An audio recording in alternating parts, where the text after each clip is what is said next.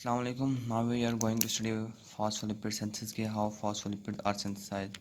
सबसे पहले हमको जनरल जो है आपको मैकेनिज्म बता देता हूँ कि फॉस्फेटाडिक एसिड किस तरह बनता है। हमारे पास ग्लिसरॉल होता है, ग्लिसरॉल पर क्या होगा काइनेज एक्ट करता है, तो काइनेज का काम क्या होता है फास्फेट को ऐड करवाना। इसने एटीपी को यूज़ करते हैं, फास्फेट इसका यूज़ करके ग्लिसरॉल के अंदर क्या होगा फास्फेट ऐड होगा, ग्लिसरॉल 3 फास्फेट के अंदर ये कन्वर्ट हो गया है। फिर एसाइल ट्रांसफरेज क्या होगा एंजाइम एक्ट करेगा, फिर ये ग्लिसरॉल 3 फास्फेट को लाइसो फास्फेटाडिक एसिड में कन्वर्ट कर देगा। फैटी एसाइल कोए क्या होगा यहाँ पर यूज़ होगा, अपना कोए निकल जाएगा, इसका फैटी एसाइल क्या होगा इसके अंदर लग जाएगा ग्लिसरॉल 3 फास्फेट के अंदर, ये किसके अंदर चेंज हो जाएगा लाइसो फास्फेटाडिक एसिड के अंदर। यहाँ पर फिर फैटी एसाइल कोई दोबारा एक और यूज़ होगा, फिर ये यहाँ पर क्या नाम है फैटी एसाइल कोई यूज़ होगा, यहाँ पर दोबारा एसाइल ट्रांसफरेज एंजाइम यूज़ होगा और ये फास्फेटाडिक एसिड में अब ये कन्वर्ट हो जाएगा, लाइसोफॉस्फेटाडिक एसिड फास्फेटाडिक एसिड में कन्वर्ट हो जाएगा। अब यहाँ पर वो कह रहा है कि ग्लिसरोफॉस्फोलिपिड जो सिंथेसिस होती है उसके अंदर दो मैकेनिज्म इन्वॉल्व होते हैं। यहाँ तो फिर हमारे पास क्या होगा जो फैट फास्फेटाडिक एसिड जो है ना वो हमारे पास क्या होगा ये सीडीपी सेटिडिन फास्फेट डैग से, ठीक है। यहाँ तो क्या होगा सेटिडिन फास्फेट डैग जो होगा ये फास्फेटाडिक एसिड को ट्रांसफ़र करेगा अल्कोहल की तरफ। यहाँ फिर हमारे पास क्या होगा अल्कोहल से ना जो फास्फोमोनोएस्टर होता है ऑफ द अल्कोहल का सीडीपी से वो डैग की तरफ ट्रांसफ़र कर दिया जाएगा। ये दोस्तों समझने वाली चीज़ें हैं। ग्लिसरोफॉस्फोलिपिड की सिंथेसिस दो तरीक़ों से होती है। यहाँ तो फास्फेटाडिक एसिड क्या होगा जो होता है वो सीडीपी डैग से ट्रांसफ़र कर दिया जाता है अल्कोहल की तरफ। यहाँ फिर हमारे पास क्या होगा सीडीपी अल्कोहल से क्या होगा उसका फास्फोमोनोएस्टर लिया जाता है अल्कोहल का और वो डैग की तरफ ट्रांसपोर्ट करवा दिया जाता है। अब दोनों जो प्रोसेसेस में सीडीपी तो इन्वॉल्व है, तो ये सीडीपी स्ट्रक्चर जो है considered an activated intermediate consider किया जाता है और सीएमपी क्या होगा रिलीज कर देती है एज अ साइड प्रोडक्ट के तौर पर। ये आगे हम देखते हैं। ग्लिसरोफॉस्फोलिपिड की जो सिंथेसिस एक्टिवेटेड इज एक्टिवेशन होती है, ठीक है। उसकी एक्टिवेशन क्या है कि आइदर डैग की वजह से, यहाँ पर क्या होगा अल्कोहल की वजह से जब ऐड किया जाएगा ना, और यहाँ और लिंकेज होगी सीडीपी की वजह से। तो ग्लिसरॉल फास्फेट के अंदर हमारे पास सीडीपी का बहुत रोल है और इसके अंदर क्या होगा बेसिकली क्या होता है डैग या फिर अल्कोहल की एडिशन हो रही होती है। अब जो सैचुरेटेड फैटी एसिड होता है कार्बन नंबर 1 पर होता है, जो कार्बन नंबर 2 पर क्या होगा अनसैचुरेटेड फैटी एसिड लगा हुआ होता है। काफ़ी सारे मोस्टली जो फॉस्फोलिपिड है ना वो क्या होगा इसके अंदर स्मूथ एंड प्लाज्मिक रेटिकुलम के अंदर ही सिंथेसाइज होते हैं और फिर ट्रांसपोर्ट कर दिए जाते हैं किसकी तरफ गोल्जी एपेटाइटिस की तरफ, फिर वो एक्सोसाइटोसिस के जरिए सेल के बाहर चले जाते हैं। ईथर लिपिड सिंथेसिस मतलब जिनमें इनका ईथर लिंकेज होगी वो जो है फ्रॉम द डीएपी से बिगिन इन प्रोक्सिसोम। प्रोक्सिसोम मतलब कि डीएपी से डाइहाइड्रोक्सीएसीटोन फास्फेटेस से जो लिपिड सिंथेसिस है ईथर वाले वो प्रोक्सिसोम में उनकी जो फॉर्मेशन है वो स्टार्ट हो जाएगी। अब आगे नीचे आ जाते हैं फास्फेटाडिक एसिड। फास्फेटाडिक एसिड हमने जैसे कि पढ़ा है ग्लिसरोफॉस्फोलिपिड का ये प्रीकर्सर होता है, मतलब फास्फेटाडिक एसिड बन गया, अब इसने क्या बनाना है ग्लिसरोफॉस्फोलिपिड आगे बनाने होते हैं। यहाँ पर सबसे पहले हमें इस ग्राफ को समझ लेना है। इसमें क्या हो रहा है सबसे पहले फास्फेटाडिक एसिड होता है, इसके अंदर ये जो है सेटिडिन ट्राईफास्फेट होता है, ये किसमें के दो अपने दो फास्फेट ये फास्फेट इसने दिया, ठीक है। और फिर ये किसमें कन्वर्ट हो गया ये सेटिडिन डाईफास्फेट था ना, ये हमारे पास क्या होगा यहाँ पर आके थर्ड कार्बन पर आकर जुड़ जाता है। अब ये क्या बन गया डैग। हमारे पास हुआ क्या था बेसिकली फास्फेटाडिक एसिड क्या होता है, फास्फेटाडिक एसिड में मतलब जब डैग में हमारे पास क्या होगा डाइसाइल ग्लिसरॉल में फास्फेट को ऐड करवा दिया जाता है ना कार्बन नंबर 3 पर, तब फास्फेटाडिक एसिड बनता है। अब जो कार्बन नंबर 3 पर फास्फेट था उसकी का हमारे पास क्या लग गया सीडीपी लगा हुआ है, ठीक है। और ये फिर इस तरह उसकी जगह मतलब वो फास्फेट तो रिमूव हो गया तो डैग बच गया, इससे मतलब सीडीपी डैग इसका नाम पड़ गया। अभी सीडीपी डैग हो गया, अल्कोहल के साथ मिलकर क्या बनाएगा हमारे पास ग्लिसरोफॉस्फोलिपिड बनाएगा। और यहाँ पर जो ग्लिसरॉल एनासिटोल है वो क्या प्रोवाइड करेगा, वो यूज़ होकर किस में कन्वर्ट हो जाएगा ये जो सिस्टीन मोनोफास्फेट के अंदर कन्वर्ट हो जाएगा, ठीक है। और यहाँ पर जो अब ये जो है दोबारा अभी ये डाईफास्फेट था ना, अब ये किस में कन्वर्ट हो जाएगा मोनोफास्फेट में कन्वर्ट हो जाएगा। मोनोफास्फेट में कन्वर्ट होने के बाद अपने इसने एक फास्फेट दे दिया और वो फास्फेट आकर यहाँ पर लग जाता है, ठीक है। उसके बाद फिर हमारे पास एक दूसरा पास है किस तरह है, जो फास्फेटाडिक एसिड जो होता है वो क्या अपना फास्फेट देगा, मतलब फास्फेट इसके ऊपर एक्ट करेगा, फास्फेट को रिमूव करेगा, डैग में कन्वर्ट होगा। डैग में कन्वर्ट होने के बाद गैर डैग फिर क्या होगा ग्लिसरोफॉस्फोलिपिड में किस तरह कन्वर्ट होगा। अब डैग को ना ये सीडीपी और जो कोलिन है और सीडीपी जो एथेनॉल अमीन है ना ये हेल्प कर रहे होंगे इसकी। ये किस तरह हेल्प करते हैं अभी हम देखते हैं। तो फिर ये इसकी हेल्प करते हैं। ये फिर क्या होगा, CDP क्या होगा, ये फास्फेट यहाँ पर एक देंगे, ठीक है। ये फास्फेट यहाँ पर प्रोवाइड करेंगे। प्रोवाइड करने के बाद क्या होगा, ये सैक खुद ये CMP में सिस्टीन मोनोफास्फेट में कन्वर्ट हो जाएगा और ग्लिसरॉल फास्फोलिपिड के साथ जो फास्फेट होगा वो यहाँ पर लग जाएगा। अल्कोहल यहाँ पर एक्स्ट्रा लगेगा, जो बनाने के लिए ग्लिसरॉल फास्फोलिपिड को यूज़ होता है। अब यहाँ पर बेसिकली वो कहता है मेनली जो होता है, जो जितने भी सेल्स होते हैं एक्सेप्ट मेच्योर एरिथ्रोसाइट सारे फास्फोलिपिड बना सकते हैं। और टीचर्स की जो सेंसिस अकर होती है बेसिकली लीवर के अंदर, एडिपोज टिश्यू के अंदर, लैक्टेटिंग मेमोरी ग्लैंड के अंदर और इंटेस्टाइनल म्यूकोजल सेल के अंदर हो रही होती है। फास्फोडाइलकोलिन और फास्फोडाइलसिरीन जो होता है ये ना यूकेरियोटिक सेल में मोस्ट अबंडेंट फॉस्फोलिपिड्स होते हैं। अब बेसिकली इनका प्राइमरी रूट क्या होता है, ये डाइट से आ रहे होते हैं, या फिर क्या होगा फॉस्फोलिपिड का जो टर्नओवर रहता है टर्नओवर होता रहता है ना, यहाँ पर सेंसिस या डिग्रेडेशन, तो उस वजह से फिर हमारे पास क्या होगा, ये वहाँ से भी आ रहे होते हैं। इन द लिवर के अंदर जो होता है हमारे पास जो फास्फोडाइल कोलिन है ना, वो सेंसाइज होती है किसके अंदर, किससे, फास्फोडाइल सीरीन से। और फिर फास्फोडाइल जो है ना एनासिटोल जो एथेनॉल अमीन है, वहाँ से क्या होगा फास्फोडाइल कोलिन को हम सेंसाइज करते हैं लिवर के अंदर। अब जो synthesis from the pre existing ये प्री एग्जिस्टिंग कोलिन और एथेनॉल अमीन से किस तरह इनकी सेंसिस होती है, ये भी हम देखते हैं। जैसे कि हमने इधर ग्राफ वगैरह पढ़ लिया, अब यहाँ से इनकी थ्योरी पढ़ रहे हैं हम कि किस तरह इनकी सेंसिस होती है प्री एग्जिस्टिंग, जो पहले के पढ़े हुए हैं। ये सिंथेटिक पाथवे इनके अंदर बेसिकली क्या होता है, हम सबसे पहले कोलिन और एथेनॉल अमीन की ना काइनेज के जरिए फास्फोरिलेशन करवाते हैं। मतलब इनके अंदर क्या होगा, फास्फेट को ऐड करवाया जाता है। फिर बाद में क्या होगा, इनकी कन्वर्जन हो जाती है, मतलब कन्वर्जन होती है एक्टिवेटेड फॉर्म के अंदर। फिर जैसे इनकी फास्फोरिलेशन हो गई, ये एक्टिवेटेड फॉर्म में कन्वर्ट हुए, मतलब क्या होगा CDP कोलिन और CDP एथेनॉल अमीन, जैसे कि यहाँ पर हमने इसको कन्वर्ट करवा दिया।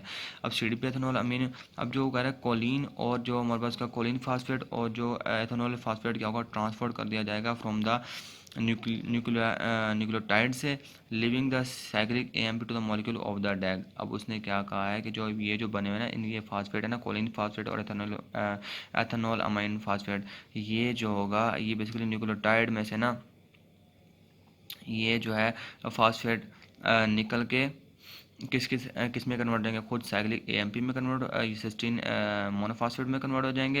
ये देखो ना, इसको लीव कर देंगे, यहाँ पर छोड़ देंगे। और जो एक फास्फेट होगा वो जो डैग बना था ना यहाँ पर, इस डैग को ट्रांसपोर्ट कर दिया जाएगा ताकि ग्लिसरोफॉस्फोलिपिड बन सके। दोबारा थोड़ा समझ लेते हैं इसको कि सबसे पहले कि फास्फोरिलेशन होगी इनकी कोलिन की और एथेनॉल अमीन की। आप ये फिर इसकी जो काइनेज इस पर एक्ट करेंगे और मतलब फास्फोरिलेशन काइनेज करवाएंगे ना, फिर इनकी ये एक्टिवेट हो जाएंगे। ये एक्टिवेट होकर मतलब इनकी एक्टिवेटेड फॉर्म क्या है, CDP कोलिन और CDP एथेनॉल अमीन। फिर ये क्या होगा, जो न्यूक्लियोटाइड में से ना मतलब ये जो कोलिन फास्फेट है, जैसे कोलिन फास्फेट और एथेनॉल अमीन जो फास्फेट होगा, ये क्या होगा, ट्रांसफर होगा न्यूक्लियोटाइड से किसी तरफ मॉलिक्यूल और डैग, मतलब डैग के मॉलिक्यूल को फास्फेट ट्रांसपोर्ट करवा दिया जाएगा। और फिर क्या होगा, साइक्लिक मोनोफास्फेट सिस्टीन मोनोफास्फेट यहीं पर रह जाएगा। सिग्निफिकेंस कोलिन का सिग्निफिकेंस क्या होता है, बेसिकली हमारे पास क्या होगा, ये ना ये जो dietary nutrient with N adequate intake के साथ, इसका आगे देखते हैं यूज इसका क्या है। ये हमारे पास मेल के अंदर हमारे पास कितना होता है, 550 होता है। फीमेल के अंदर क्या होगा, 425 मिलीग्राम होता है। जो कोलिन है ये बेसिकली क्या होता है, एसिटाइल कोलिन बनाने में यूज होता है, जो न्यूरोट्रांसमीटर है। इसकी डेफिशिएंसी वैसे कम होती है, लेकिन अगर डेफिशिएंसी हो जाए तो मसल डैमेज हो सकते हैं और non alcoholic fatty liver disease भी हो सकती है।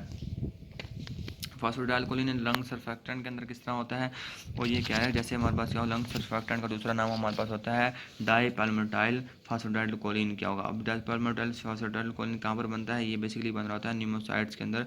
ये सिक्रेटेड होता है टाइप 2 टाइप मेड और बनता भी, और सिक्रेट कौन से किसके जरिए होता है, न्यूमोसाइट्स के जरिए। ठीक है, अब न्यूमोसाइट्स क्या होगा, बेसिकली न्यूमोसाइट्स के जरिए बन रहा होता है। अब जो DP मतलब डाईपैल्मिटाइल फास्फोडाइलिक एसिड है, ये बनता किस तरह है, मतलब कार्बन नंबर ग्लिसरॉल के कार्बन नंबर 1 और 2 पर जब हम पाल्मिटेट लगा देंगे ना, तब हमारे पास क्या होगा, ये बन जाएगा। अब ये क्या होगा, मेजर कंपोनेंट होता है लंग सर्फेक्टेंट का। ये ना एक्स्ट्रा सेलुलर फ्लूइड लेयर में क्या होगा, अब जो एल्वेलाई की जो लाइनिंग होती है ना, उसकी एक्स्ट्रा सेलुलर फ्लूइड लेयर होती है, उसमें प्रेजेंट होता है। इसने क्या करवाना है, सरफेस टेंशन को डिक्रीज करवाना होता है, ताकि हमारे पास क्या होगा, जो मतलब कि during the expiration lungs collapse ना कर पाएँ और दोबारा क्या होगा, री इन्फ्लेट करवा सकता है और री इन्फ्लेट हो जाए एल्वेलाई। इस तरह फिर वो क्या होगा, एल्वेलर कोलैप्स को प्रिवेंट कर रहा होता है, मतलब एल्वेलर कोलैप्स नहीं हो जाता ड्यूरिंग एक्सपायरेशन। तो जिसे हम एल्वियोलर कोलैप्स हुआ कहते हैं एटिलेक्टेसिस कह रहे होते हैं। सर्फेक्टेंट बेसिकली क्या किससे मिलकर बना होता है, लिपिड 90% होता है, फिर प्रोटीन इसके अंदर 10% होती है, बाकी जो मेजर कंपोनेंट होता है इसका रिड्यूसिंग सरफेस टेंशन को रिड्यूस करने के लिए डाइपल्मेटाइल ये फास्फेटाइलकोलिन होता है, या फिर डाइपल्मेटाइल लेसिथिन भी इसको हम कहते हैं। अब फीटल लंग मेच्योरिटी किस तरह डिटरमाइन किया जाता है, हम ना रेशो लेते हैं एमनियोटिक फ्लूइड के अंदर किसकी, ये जो हमारे पास क्या है कि लेसिथिन की और फिर स्फिंगोमाइलिन की। अगर ये रेशो हमारे पास क्या होगा 2 से ग्रेटर आ जाए, फिर मतलब क्या होगा कि सही काम सही जा रहा है। ये जो स्फिंगोमाइलिन है ये किस में कन्वर्ट होती जा रही है, डाइपल्मेटाइल फास्फेटाइलकोलिन की सिंथेसिस होती जा रही है न्यूमोसाइट्स के अंदर, और ये फिर क्या होगा 22 वीक ऑफ जेस्टेशन पर ये काम हो रहा होता है। ठीक है, लंग सर्फेक्टेंट का प्रोड्यूस होता है 22 वीक जेस्टेशन पर, ये मतलब टेस्ट भी वहीं पर ही किया, इस वीक पर ही किया जाता है। उसके बाद फिर हमारे पास ये आ जाता है कि जो अल्कोहल है वो एसिटाइलकोलिन में चेंज होता है। अगर हम अल्कोहल की कंजप्शन ज़्यादा करें फिर एसिटाइलकोलिन में चेंज होगा, सिट्रिक एसिड साइकिल में एसिटाइलकोलिन जाएगा, ज़्यादा एनर्जी प्रोड्यूस होगी और ब्रेन डैमेज होता है अल्कोहल की वजह से। अल्कोहल फैटी एसिड भी फैटी एसिड कोई में भी चेंज हो सकता है, एसिटाइल कोई में भी चेंज होगा, फिर क्या ज़्यादा फैट भी बनेगा। ठीक है, और जैसे कीटोन बॉडीज भी बन सकती हैं। कोलिन और बिटेन जो होता है ये क्या होगा लिपोट्रोपिक फैक्टर होता है, जिन्होंने क्या होगा फैटी लिवर को ट्रीट करना होता है। Choline get attach to the क्या होगा डैग से अटैच होता है ताकि ये बना सके उसे स्लिबल बना सके, इस तरह फिर वो सिबाइल में सिक्रेट हो जाता है। स्फिंगोमाइलिन क्या होगा, स्फिंगोसिन क्या होगा बेसिकली ये 18 कार्बन क्या होगा 18 नाइट्रोजन कंटेनिंग अल्कोहल है, और कोलिन क्या होगा ट्राई मिथाइल क्या होगा एथेनॉल अमीन है। Choline is taken in the diet के अंदर क्योंकि इसकी डिनोवोसेंसिस हमारे पास क्या लेस होती है।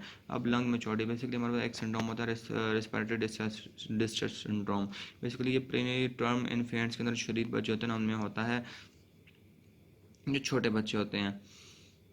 अब ये जो है इनमें क्या होगा बेसिकली हमारे पास जो सर्फेक्टेंट है ना उसकी प्रोडक्शन कम हुई पड़ी होती है, जिसकी वजह से हमारे पास काफ़ी सारी न्यूनेटल डेथ्स भी हो सकती हैं। अब बेसिकली हम इसके लिए इसका ट्रीटमेंट क्या, हम ना जब मतलब कि अभी ना मदर को ना लंग मैच्योरेशन जब प्रेगनेंसी के दौरान ही हम क्या करते हैं डिलीवरी से पहले हम ग्लूकोकॉर्टिकॉइड का इंजेक्शन देते हैं मदर को, ताकि क्या होगा लंग मैच्योरेशन के लिए क्या होगा सर्फेक्टेंट मतलब स्पेसिफिक जीन्स को इंड्यूस करवा सकते हैं जो लंग सर्फेक्टेंट को प्रोड्यूस करवाएं। या फिर क्या होगा पोस्ट नाइटल एडमिनिस्ट्रेशन ये की जाती है, मतलब जब बच्चा पैदा हो गया है तो फिर हम सिंथेटिक सर्फेक्टेंट देना शुरू कर देते हैं बाय द इंटरट्रेकियल इंस्टॉलेशन के जरिए।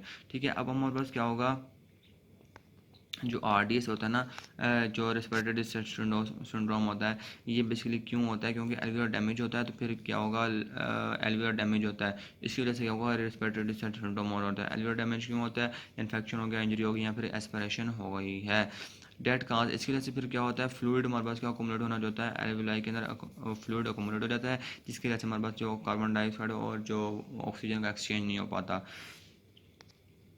नेक्स्ट हमारे पास ये आ जाता है, हम इसको पहले इसको समझ लेते हैं। तो वो कह रहा है यहाँ पर ये एक चीज़ कह रहा है फास्फोडाइलसिरीन होता है ना, इससे हमने क्या बनाना है, हमने बनाना है जी जब हमने फास्फोडाइलकोलिन बनाना है ना फास्फोडाइलसिरीन से, तो हम किस तरह बनाते हैं। तो फास्फोडाइलकोलिन पर क्या एक्ट करता है, फास्फोडाइलकोलिन यहाँ पर डीकार्बोक्सिल एक्ट करेगा, इसमें से क्या होगा फास्फोडाइलसिरीन में से कार्बन डाइऑक्साइड बाहर आएगी और एक इसमें कन्वर्ट हो जाएगा फास्फोडाइल एथेनॉल अमीन में चेंज हो जाएगा। ठीक है, एथेनॉल अमीन में चेंज हो गया, फिर एथेनॉल अमीन क्या होगा 3 कंजेक्टिव इसके अंदर क्या होगा रिएक्शन होंगे, और फिर किसमें चेंज हो जाएगा ये फास्फोडाइलकोलिन में।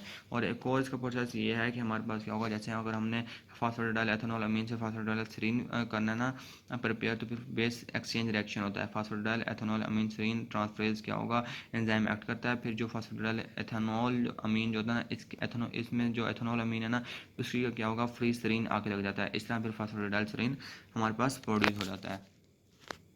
थ्योरी में बेसिकली यही बात की गई, लीवर हमारे पास क्या होगा उसने क्या करवाना होता है एक्सपोर्ट करवाना होता है फास्फोडाइलकोलिन को बाइल के अंदर as a component of plasma lipoprotein के लिए। अब बेसिकली क्या होगा, अब हमें फास्फोडाइलकोलिन चाहिए तो फिर क्या होगा उसको प्रोड्यूस करवाने के लिए क्या होता है फास्फोडाइलसिरीन क्या होगा डीकार्बोक्सिलेट होता है, जैसे यहाँ पर डीकार्बोक्सिलेशन हुई है और फास्फोडाइल एथेनॉल अमीन में फिर क्या होगा कौन सा एंजाइम है यहाँ पर फास्फोडाइलसिरीन डीकार्बोक्सिलेज। अब फास्फोडाइल एथेनॉल अमीन है उसके अंदर 3 मिथाइलेशन स्टेप्स होंगे, ये 3 मिथाइलेशन स्टेप्स हैं।